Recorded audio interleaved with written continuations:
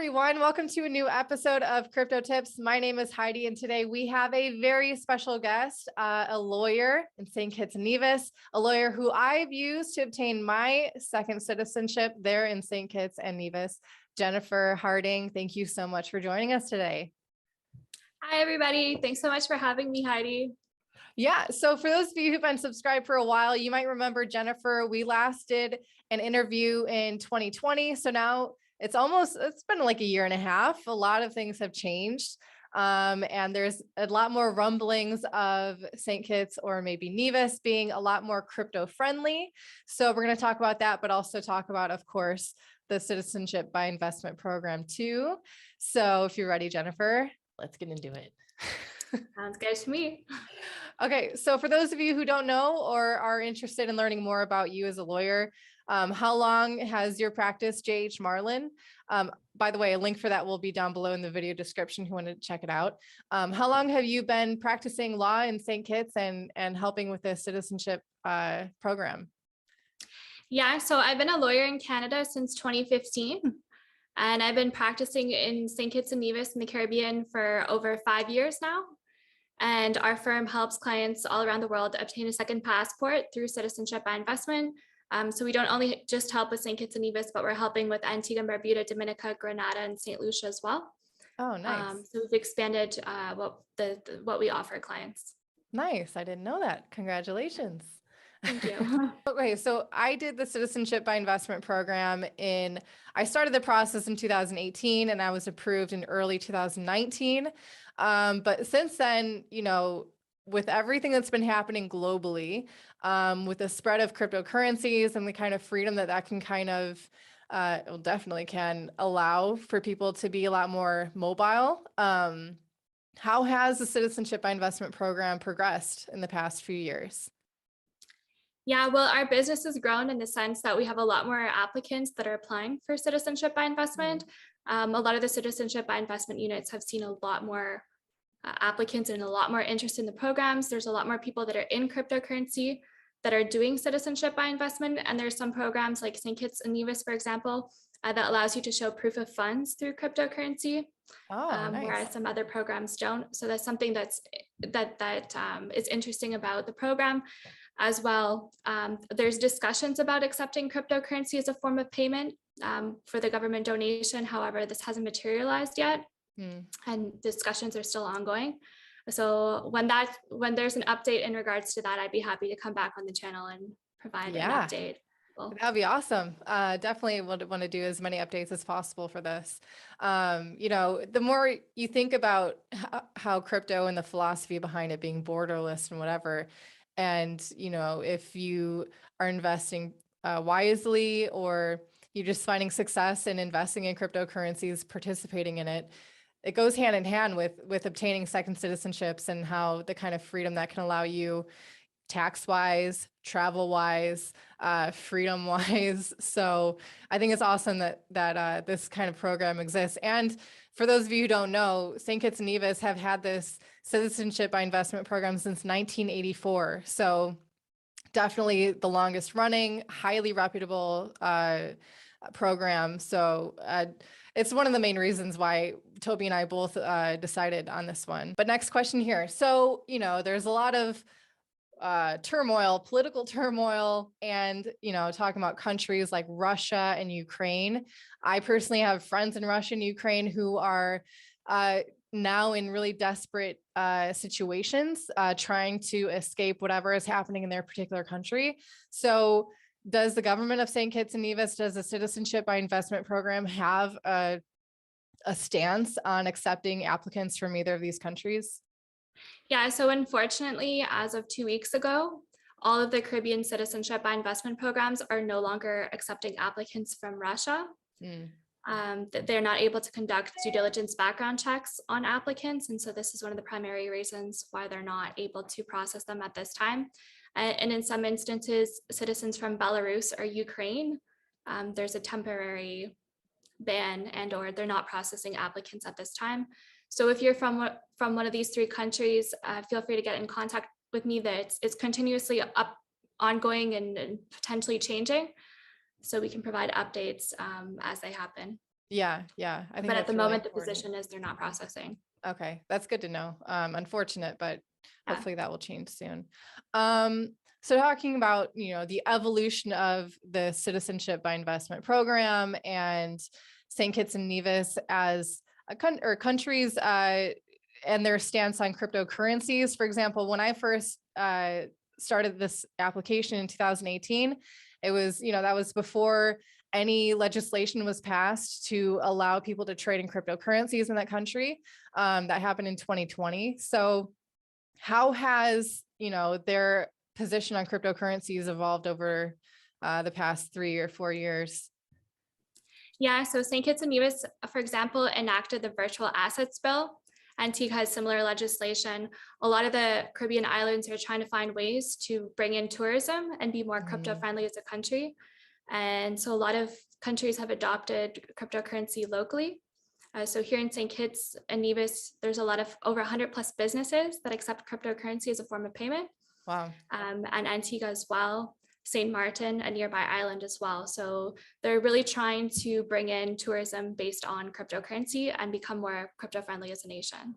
Yeah, I mean, that's awesome. Also, what happened with El Salvador in 2021, they adopted Bitcoin as legal tender. And for the first time in their history, their GDP grew by 10.3%. So, there's obviously a benefit for integrating cryptocurrencies into the economy. So also Roger Ver lives in St. Kitts, or is it Nevis? I'm not sure which island exactly he lives on, but is there a lot of adoption of Bitcoin Cash specifically in that area? Yeah, so there's a lot of adoption of Bitcoin Cash everywhere on islands. You can go and you'll see signs where you can download a Bitcoin.com wallet. And there's over 100 plus places that accept Bitcoin Cash as a form of payment. So for example, I pay my rent in Bitcoin Cash. Oh, I'll go to the nice. grocery store and pay in Bitcoin Cash. Same with the restaurants, transportation. I pretty much live 100% off cryptocurrency. Wow. And a lot of our clients, they'll pay in cryptocurrency as well. So we accept Bitcoin, Bitcoin Cash, Ethereum, and many more. So Nice. you That's can really amazing. be 100% off crypto here. Yeah, that's huge because that's like still the number one thing of like people generally who are new to crypto or whatever. They're like, yeah, but you can't actually use it to buy things. But there's, I mean, with St. Kitts and Nevis, and I'm sure other countries too, a lot of open-mindedness for accepting that. Is there, do the other businesses that do accept crypto, is it just Bitcoin Cash or do they accept a number of other ones as well? So you'd have to ask on the specific business. So a lot of businesses are not very familiar with crypto or just learning more or want to be more, get more into the cryptocurrency space. So they do accept Bitcoin Cash, but you'd have to ask each specific business what cryptos they accept. I mean, that's awesome. You can pay rent in it and you obviously accept it as a form of payment. I thought that was awesome. I was able to pay you in crypto too back in 2018. So you're being a pioneer there, whether you knew that or not. Yeah, was my next question here is, okay, so another thing about St. Kitts specifically is that's the home of the Eastern Caribbean Central Bank, right? And they kind of rule the currency for that region, the other countries in the region. And they're also talking about doing a central bank digital currency, which personally, I'm not the most excited at all about central bank digital currencies compared to the other free type of cryptos that exist. But is there any talk of like kind of the timeline for when that might roll out? I'm not familiar with the timeline of when it would roll out. I do know that things take time in the Caribbean. So I don't expect it anytime soon. I think there's not much excitement about it either. Locally, I've not really heard much of people talk about it. More people are excited about Bitcoin Cash, Bitcoin, Ethereum, and other coins as opposed to a coin that's issued by the central bank. That's cool. I mean, also too, maybe they'll start adopting kind of like El Salvador, Honduras, and Malaysia are also, countries interested in adopting it as legal tender. So maybe they'll do a mix. That would be, I think, the best. Do you think, oh, okay, so you already kind of answered that one. Do you think it's possible to one day pay for citizenship there with crypto directly? I'm sure that's just one step away. also what you said, you can prove your source of funds through crypto for the CBI program. When I was doing my application in 2018, I was like, oh, they're definitely not going to know what I'm talking about here, but it was fine. So that's interesting. Are there any, okay, so getting back to, I keep repeating this phrase, but the CBI, the Citizenship by Investment program, you can either donate to a fund, or you can purchase property. Basically, you're awarded a citizenship for facilitating the growth of the economy in St. Kitts. Is there any misconceptions about this program that you're often confronted by from people who are, just new and asking questions that you'd like to address and give us some insight? Yeah, so some common misconception is that people think that they need to renounce the citizenship that they currently have. A lot of the times, if you're American, you're taxed based on citizenship, versus if you're Canadian or Australian or from another country, you're not taxed based on citizenship, you're taxed based on residency. So sometimes it might be good to keep your home country passport, such as your Canadian passport, and have a second passport. And some people don't think that you can have more than one passport. A lot of countries do allow multiple citizenships. So those are just some common misconceptions, or some misconceptions is that it attracts bad actors, when in fact this isn't true. There's a lot of top entrepreneurs all around the world that do citizenship by investment programs and want to have access to more personal freedom, more opportunities, and want to have a plan B backup option. Yeah, absolutely. I was met recently with, a comment on one of my YouTube videos. Someone was saying like, I don't know how I feel about people who treat residency or citizenship like a game of chess, kind of, or, like it's movable, or almost like we're disrespecting it. But also my counter to that is always, well, how do you feel about, being subject to whatever the laws of the land are that you happen to be born in? Also, Nomad Capitalist, I saw he had an interesting little post on Instagram today saying, your ancestors went where they were treated best. So why don't you, basically? So many people, especially in the US, are generations of immigrants, and, they were leaving for the greener pasture, and it's not always the same for everyone. So for me personally, I have never regretted getting a second citizenship in St. Kitts, and I didn't have to, but I did renounce my US citizenship just to really have as much of a free lifestyle as I can, and breaking away from a really big intrusive government like that was a big part of that. So yeah, where do you find most of your applicants are coming from, if you don't mind sharing, and how has that maybe changed in recent years? Yeah, so we have a lot of applicants from the United States. So we're getting a lot of cryptocurrency applicants from the States. But recently we've seen a lot of applicants from Canada and Australia, whereas in the past we would never see applicants from these countries. At the moment, I think we've processed from over maybe 50 countries, applicants from over 50 countries. So there's a lot of people that are interested in citizenship by investment. Yeah. I mean, yeah, especially with Canada. And wasn't there some rumors that maybe if you had participated in the protests that you wouldn't be able to gain access to a passport, if you didn't already have one? So, there's so many people from these well-to-do countries, and they can't really understand the need for a second passport, the need for a plan B, but things can change really quickly. And if you find yourself in the position to have that plan B, it'll give you some real peace of mind if the tides ever turn against you. So you said you get applicants from over 50 different countries. Maybe you're obviously expanding your services, so you're servicing a lot more people. What are some tips that you'd like to pass on to people who are looking to participate in this program to kind of help them have better expectations for it, or for the process to maybe go a little bit smoother for them? What are your tips for them?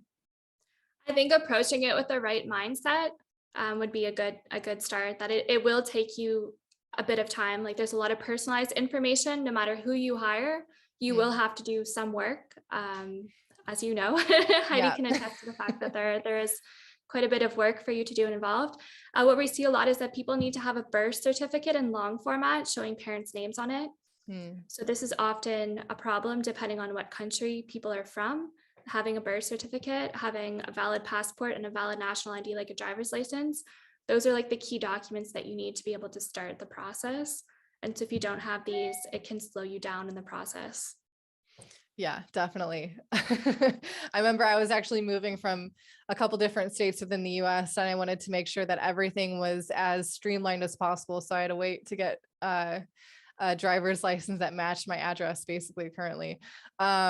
Yeah, a lot of different, there's definitely some intricacies with the information provided. It's not necessarily impossible to get a hold of, but once you get that sheet of the due diligence required, I remember I was always asking you so many follow-up questions on what was required and the format and all those things. And you're super helpful for that. So I, of course, always appreciate that. And that's what also was really great with you specifically, is that you live on the island. And so I think that's really essential for anyone who's looking for a lawyer to do these types of programs, is you want to find someone who's there on location.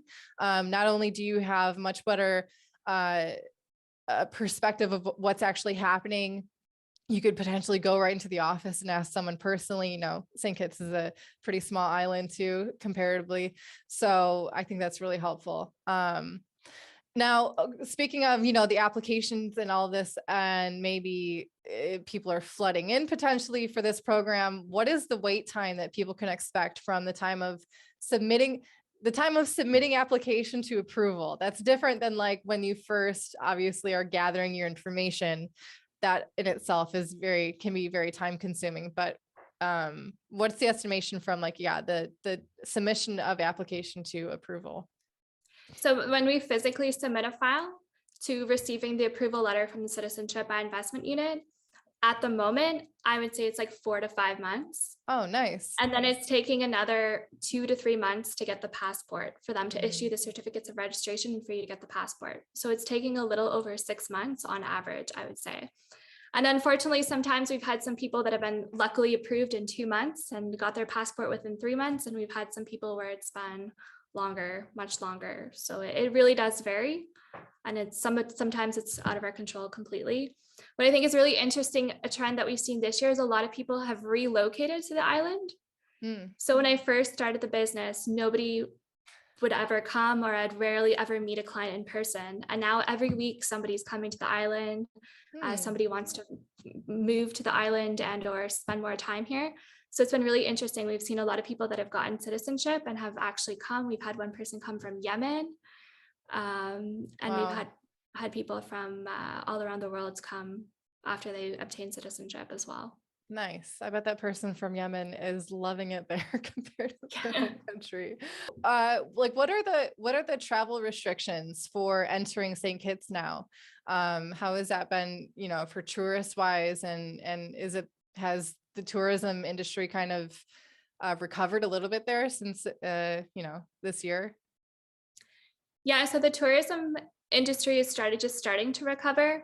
The St. Kitts official tourism website always has the most up-to-date protocols, as you would say. If you're a citizen, you can come here. You don't need to have the vaccine. However, I believe at present, if you're not a citizen, you need to be vaccinated to come to the country. But this will likely change within the next couple of months so that everybody will come. Nice. Can come. Is there a quarantine or anything involved? So there's no quarantine involved. You do Okay. have to show a PCR test, but I believe it's changing to an antigen test to be able to enter. So it's continuously changing all the time, the requirements. So it's best to consult the St. Kitts official tourism website that has the most up-to-date information for traveling to the country. Definitely. I'll also include a link to that down below too, for those who are interested. I would love to one day visit you in person in St. Kitts. I know we met in person here in Portugal again 2 years ago. But yeah, I mean, we need to get there. So maybe you need to come. It's waiting for you. Oh, I did have a question too about banking and how that is kind of becoming maybe more crypto friendly than again when I first applied. And how there's also maybe some intricacies of banking in St. Kitts versus banking in Nevis. Also, I need to say that you are definitely specializing in the CBI program. And personally, we're looking to, you know, form a business and have it the home or have it registered basically in Nevis. And the process for that is really straightforward, and it seems to be pretty awesome too for businesses as well. So I'm excited to have that, solidified and actually come to fruition, because we're trying to launch our website and have it all official and accept crypto for payments and things like that. So do you have any experience or opinions on the banking with, like, are they understanding of people maybe cashing out their crypto profits into a bank in Nevis? I think it's difficult to any bank. Banks are reluctant to accept cryptocurrency, and they constantly change their ongoing policies. So it'd be best to verify at the time that you want to do something, if it's something that's permitted or something that isn't.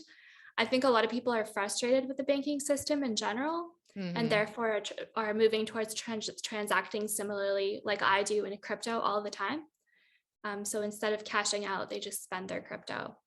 Nice, as it should be. So. Yeah, do you have anything that you'd like to include that maybe we haven't touched on today? Or yeah, what do you think? Yeah, I mean, just live your best life. That's think for yourself, live your best life. If traveling or exploring the world is something you want to do, or you have a dream, go out and chase it and go out and do it. Then now's the time to do it. Yeah, don't hold yourself back, guys. Make that decision. Thank you so much for your time today, Jennifer. I think this interview is hopefully going to be enlightening. I learned a lot about, the particular, crypto adoption that's happening there. Again, I don't live there personally, so I can't speak to that. So I'm really happy to hear that.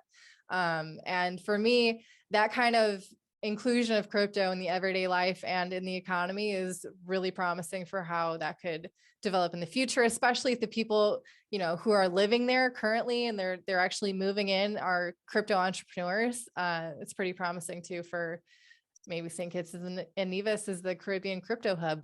Who knows? We'll see. All right. Thank you everyone for tuning in. If you guys enjoyed this interview, please hit the like button, hit subscribe, and check out the CT Club if you'd like. Link for that is down below. And if you check out that link, it'll tell you everything it's about. So anyway, thank you guys, and we'll see you soon. Bye. All right. Thanks so much, Heidi. Bye.